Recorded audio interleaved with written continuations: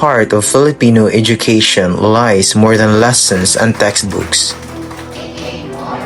It is our culture, the stories we grow up with, the communities we belong to, and the everyday realities that shape our students learn, speak, and understand the world. This is our reality. This is our identity. TED Education presents Pedagogy and Culture,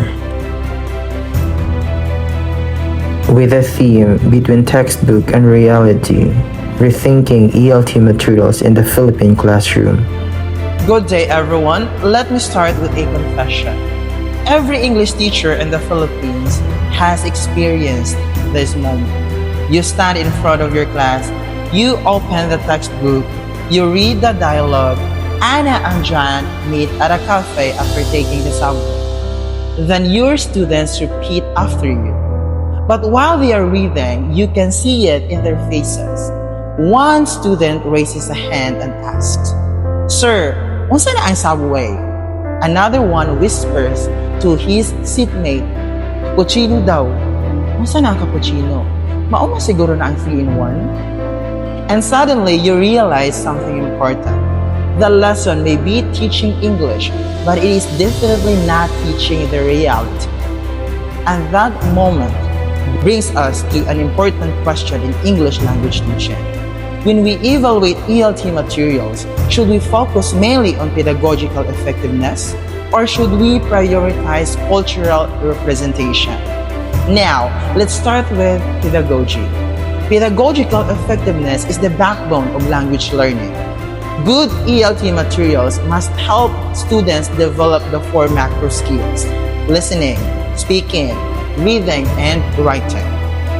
According to materials development expert Professor Tomlinson 2011, effective language learning materials should expose learners to meaningful language, encourage interaction, and emotionally engage learners. In short, students should not just memorize English, they should use English. But here's the thing, language does not exist in a vacuum. Language carries culture. Every story in a textbook, every conversation, every example reflects a particular way of living. Research by McGrath reminds us that many teachers treat textbook as authoritative. Some believe that if something is written in a textbook, it must be correct and should not be questioned. But let's be honest, if we followed every textbook exactly as written, some of our students would learn more about coffee shops in London than about their own communities. Imagine asking a student from a coastal barangay to write about riding the subway to school. The student might be thinking or asking, "Sir, wala man gani diri MRT? Tricycle lang, daghan." But imagine a different classroom. Imagine a reading passage about a student helping their parents in sari-sari store. Imagine a dialogue about preparing food for a barangay fiesta. Imagine a speaking activity where students talk about the loudest karaoke night in their neighborhood. Suddenly, the classroom changes. Students laugh. Students participate. Students share stories. Because now, English is no longer just a foreign subject. It becomes a language that can describe their own lives. This is why cultural representation matters. According to Pedagogy and Jean, culturally responsive materials increase learner engagement because students recognize their own identities.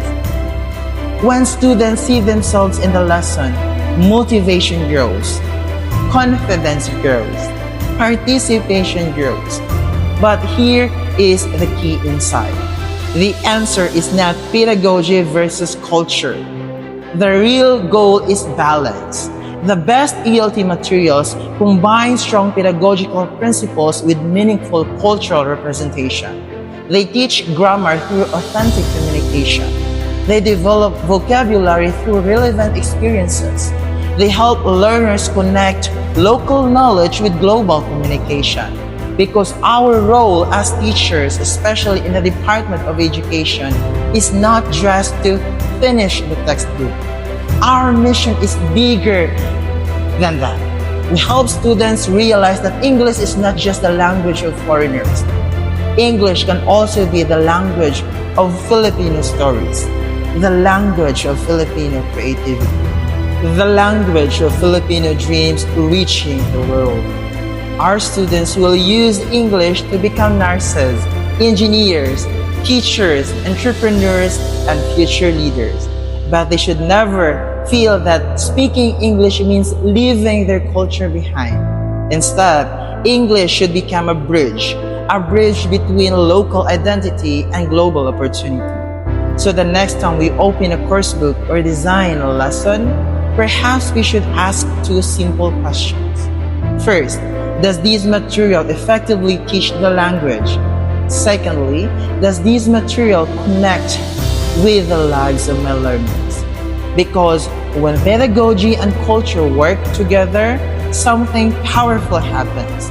English stops being just another school subject. It becomes a tool for expression, a tool for empowerment, and a tool for Filipino voices to be heard around the world.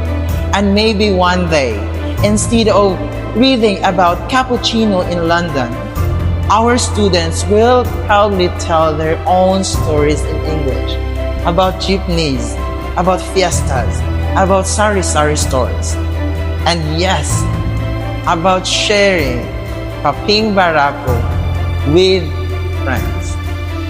Thank you.